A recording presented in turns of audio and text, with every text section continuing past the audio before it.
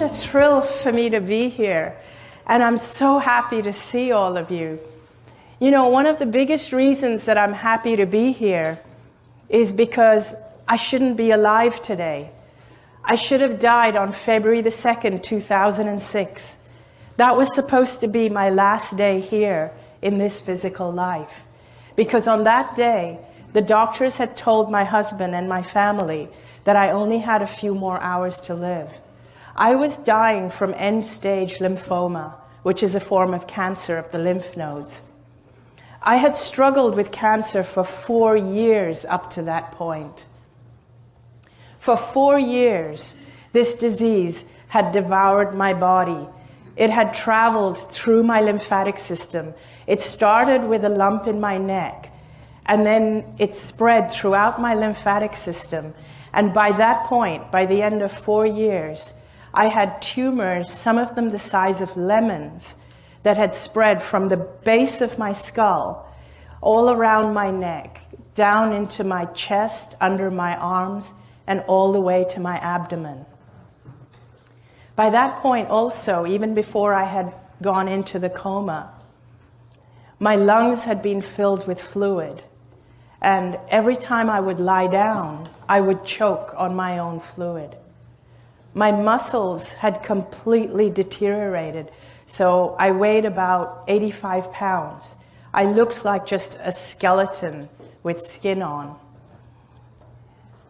I had these big, gaping, open skin lesions where the toxins were oozing out of my body. I wasn't able to digest any food. I had a persistent low-grade fever. I couldn't walk because my muscles had been deteriorated, so I was constantly just lying down or being taken around in a wheelchair. I was connected to an oxygen tank all the time. I couldn't breathe without the aid of oxygen. And on that morning, on February the 2nd, 2006, I went into a coma. The doctors had said these were my final hours because now my organs had shut down. My organs were failing. So my family were told that if there was anybody that had to see me before I died, this was the time. Unbeknownst to everyone around me, though, even though it appeared that I was in a coma and my eyes were closed, I was aware of everything that was going on all around me. I was aware of my husband, who was distressed, but he was by my side holding my hand. I was aware of everything the doctors were doing. They were putting tubes in me. They were removing fluid from my lungs so that I could breathe easier. I was aware of every single thing that was happening. It felt as though I had 360-degree peripheral vision. I could see everything happening all around my body. But not just in the room where my body was, but even beyond. And it was as if I had expanded out of my body. I was aware of my physical body. I could see it lying there on that hospital bed. But I was no longer attached to that body. It felt as though I could be everywhere at the same time. It was like wherever I put my awareness, there I was. I was aware of my brother who was in India. My body, I was in Hong Kong. This was happening to me in Hong Kong. My brother was in India and was rushing to get on a plane to come and see me. He wanted to see me before I took my last breath. And I was aware of that. I felt as though I was with him. I saw him on the plane. And then I also became aware of my father and my best friend, both of whom I had lost. Both of them had crossed over, had died. But I became aware of their presence with me, as though they were guiding me and communicating with me. One thing that I felt in this amazing, expansive state, I felt I was in like a realm of clarity, where I understood everything. I understood why I had cancer. I understood that I was much greater. In fact, all of us are much greater and more powerful than we realize when we're in our physical bodies. I also felt as if I was connected to everybody, like all the doctors that were treating me, the nurses, my husband, my mother, my brother, and everybody. I felt as though we all shared the same consciousness. I felt as though I could feel what they were feeling. I could feel the distress they were feeling. I could feel the resignation of the doctors. But at the same time, I didn't get emotionally sucked into the drama, but yet I understood what they were feeling. It's like we all share the same consciousness. It's like when we're not expressing in our physical bodies, you and I and all of us, we are all expressions of the same consciousness. That's what it felt like. I felt as though my father was trying to communicate with me that it wasn't my time, that I needed to go back into my body. At first, I didn't want to go back because I still felt as though I had a choice whether to come back or not. So at first, I absolutely did not want to go back into my body because I couldn't see a single good reason to go back into this sick and dying body. I was a burden on my family. I was suffering. There was no good reason, so I didn't want to go back.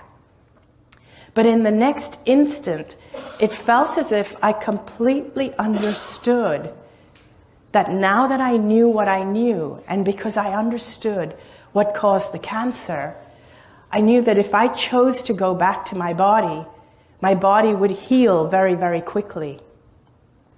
And so, in that moment, I made the decision to go back, and I heard as though my father and my best friend said to me, now that you know the truth of who you really are, go back and live your life fearlessly. And it was in those moments that I woke up from the coma. And my family was so relieved to see me. And the doctors, they couldn't explain it. The doctors were there and they were surprised, but they were being very, very cautious because there was no way of knowing. I was still so weak. There was no way for anyone to know whether I was going to stay out of the coma or heal or go back. But I knew I was going to be fine, and I was telling my whole family, I'm going to be fine. I know I'm going to be fine. It's not my time. Within 5 days, the tumors in my body had shrunk by 70%. After 5 weeks, I was released from the hospital to go home. I was completely cancer-free. Now, what has happened is that I've had to pick up my life from that point. And as you can imagine, my life feels completely different. It changed my view of the world. That experience changed my view of our physical bodies, of my physical body, of illness, and how I perceive the world. I found it very difficult to integrate back into life again after that experience. And the best way I can think of to explain what it feels like would be to use metaphors. And a metaphor that I like to use is one of a warehouse. I'd like you to imagine, if you will, that we are in a totally darkened warehouse that's pitch black. Just imagine that right now you're in a warehouse that's completely pitch black and you can't see anything because it's so dark. You can't see anything in front of you anywhere. But imagine that in your hand you hold a little flashlight, just a little flashlight, and you switch on that flashlight. And with that flashlight, you navigate your way through the dark. And you use just the beam of that little flashlight to navigate your way in the dark. And everything that you see in the warehouse is only what you can see with the beam of that flashlight. Now imagine if the beam is shining over there, all you see is what's over there. Everything else is in darkness. You shine the beam over there, and all you see is that spot there. Everything else is in darkness except for the light of the beam. Now imagine one day, big floodlights go on, so the whole warehouse is illuminated. And you realize this warehouse is huge. It's bigger than you've ever imagined it to be. And it's lined with shelves and shelves and shelves of all kinds of different things. Every kind of thing you can imagine and things you can't even imagine all exist on these shelves, side by side by side. Some of these things are beautiful, some not so beautiful, some large, some small, some things in colors you've never ever seen before, colors you've never imagined to exist, and some things that are strange and funny looking, all exist side by side.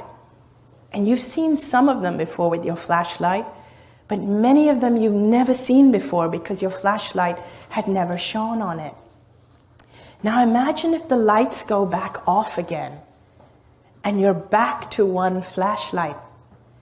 Now, even though all you can see is what you see with the one flashlight, the beam of one flashlight, at least you now know there is so much more that exists simultaneously and alongside the things that you can see.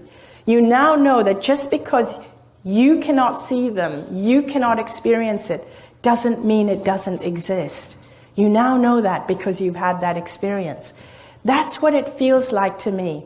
It feels like so much more exists than what we believe. So much more exists than what we have experienced. It's just beyond our flashlight. And just to help you understand that a little bit better, I'd like to try a little game, a little experiment with you. I want you to look around the room and find everything you can that is shades of red, everything from red to burgundy. Just look around and commit it to your memory. As many as possible, commit it to your memory, because I'm going to ask you to recall it. Okay, close your eyes, face the front. Now, how many things can you recall that are blue in color? Almost none. Think about it, almost. Now open your eyes and look around. See how many blue things there were that exist alongside the red, but you didn't even notice it. You didn't see it. Why? Because you weren't aware of it. The beam of that flashlight, what is that? That is your awareness. That beam is your awareness. When you flash your awareness on something, it becomes your reality. It becomes what you experience. There can be something else that's right under your nose, but if your flashlight is not shining on it, you won't even notice it. You won't even be aware of it. Think about this. Think about all the billions of dollars we are spending on cancer awareness. Think about all the cancer awareness campaigns. Imagine if we put that much money, energy, and effort into wellness awareness. What a different world we would have. Imagine if we put all our effort into peace instead of into fighting and wars. We would have a very different world if we changed our awareness. To bring it down onto a more personal level, I want to share with you the 5 biggest lessons I learned from this experience. Number 1, the most important thing that I learned, the most important thing we have here to focus our awareness on is love. That is number 1. And when I say love, it's very easy to say, or for us to say, we need to love other people. But one of the things I learned is that one of the reasons I got cancer is because I didn't love myself. That's hugely important. When we love ourselves, we value ourselves. When we value ourselves, we teach people how to treat us. When you love yourself, you find no need to control or bully other people, nor do you allow other people to control or bully you. So loving yourself is as important as loving everybody else. And the more you love yourself, the more love you have to give other people. Number 2, the next biggest lesson I learned was to live life fearlessly. Most of us are brought up on a diet of fear. We're taught to fear everything. I used to fear everything. I used to fear cancer. I used to fear eating the wrong foods. I used to fear displeasing people. I feared just about everything. I feared failing, and most of us are brought up fearing everything. And people think that fear keeps you safe. That's actually not true. Love keeps you safe. When you love yourself and when you love other people, you'll make sure that you keep yourself safe and that you keep other people out of danger's way. Love keeps you much safer than fear does. The third thing I learned that is so important is humor and laughter and joy. We're born knowing this stuff. We're born knowing that it's important to laugh because that's what kids do all the time. We're born knowing love and fearlessness, but it gets conditioned out of us as we grow up. Laughter is so important, and humor and finding your joy in life. It's more important than any other spiritual activity that you can think of. If we had more laughter, in fact, if even our politicians learned to laugh, we'd have a very different world. And if we had more laughter, you would have less people with illness, you'd need less hospitals, and you'd need less prisons as well. The fourth thing I learned is that life is a gift. It really is. Most of us live our lives as though life is a chore, but it shouldn't be that way. And it's unfortunate that only when we lose something that we value do we really realize the true value of it. And it took me losing my life to realize the value of my life. And I don't want other people to make the same mistake, which is why I'm standing here sharing my message. Because I don't want people to realize when it's too late the value of their life. And your life is a gift. Even the challenges that come to you are a gift. When I had cancer, that was the biggest challenge I could ever have. But today when I look back on it, I feel it's the biggest gift I could have had. People think that the cancer, or even I thought the cancer was killing me. But actually, I was killing myself before I got cancer. The cancer saved my life. All your challenges are gifts. In the end, you will always find that your challenges are a gift. And if you're in a challenge and it doesn't feel like a gift yet, it means you haven't got to the end yet. The fifth and final thing, which is so important that I learned, is that the most important thing for you is to always be yourself. Be as you can be. Shine your light as brightly as you can. Embrace your uniqueness. Just realize who you are, get to know who you are, love yourself unconditionally, and just be yourself. And with those 5 things, I invite you to go and live your life fearlessly. Thank you very much.